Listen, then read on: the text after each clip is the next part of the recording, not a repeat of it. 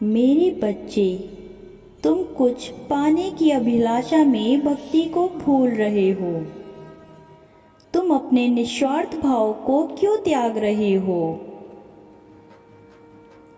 मेरे बच्चे, जीवन में कष्ट और परेशानियां आते जाते रहेंगे, परंतु जो तुम मुझसे मांग रहे हो वो तुम्हें ना मिलने के कारण तुम मुझसे नाराज हो रहे हो। तुम मेरी आराधना केवल अपनी इच्छा को पूरा करने के लिए कर रहे हो। क्या तुम मुझसे प्रेम नहीं करते मेरे बच्चे? यदि मैं तुम्हें कुछ ना दूं तो तुम मुझसे दूर चले जाओगे। क्या प्रेम ऐसा होता है मेरे बच्चे? प्रेम तो समर्पण का नाम है। तुम्हारा समय आने पर जो तुम चाहते हो वो तुम्हें मिल जाएगा, परंतु मेरा प्रेम वो तो तुम कभी प्राप्त नहीं कर पाओगे। यदि तुम मुझ पर पूर्ण विश्वास करते हो तो तुम मन में स्वार्थ की भावना को त्याग दो।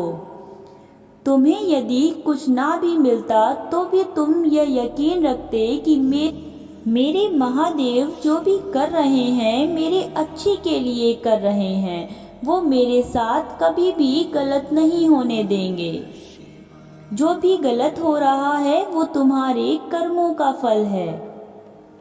मेरे बच्चे, ऐसा मानने वाले कभी मुझसे नाराज नहीं होते, कभी वो मेरी भक्ति में स्वार्थ नहीं ढूंढते हैं, सिर्फ अपनी भक्ति को महत्व देते हैं। मेरे बच्चे, मैं चाहूं तो तुम्हारे दुख एक पल में दूर कर सकता हूं।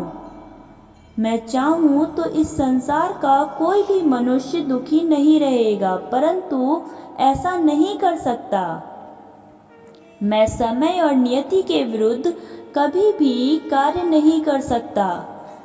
मैं ईश्वर होने के उपरांत भी इस प्रकृति के नियम को भंग नहीं कर सकता।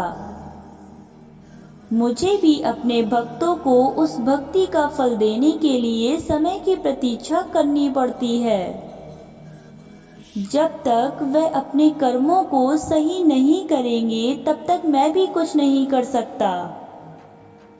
तुम निस्वार्थ भाव से जो भी करोगे वो तुम्हें कभी दुख नहीं देगा, किंतु जो कार्य तुम पाने की अभिलाषा से करोगे वो तुम्हें ना मिलने पर पीड़ा अवश्य होगी।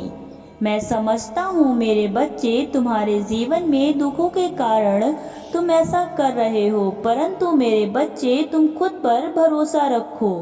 नकारात्मक विचारों को तुम्हें खुद से दूर करना होगा। यदि तुम मुझसे प्रेम करते हो, मेरी सच्ची भक्ति करते हो, तो तुम ये अवश्य कर पाओगे। अपने अंदर की नकारात्मकता को तुम अवश्य खत्म कर पाओगे। मैं कभी नहीं चाहूँगा कि मेरा कोई भी भक्त गलत दिशा में भटके। मेरे बच्चे, मेरी कही बातों को सदा स्मरण रखना। सदा खुश रहो।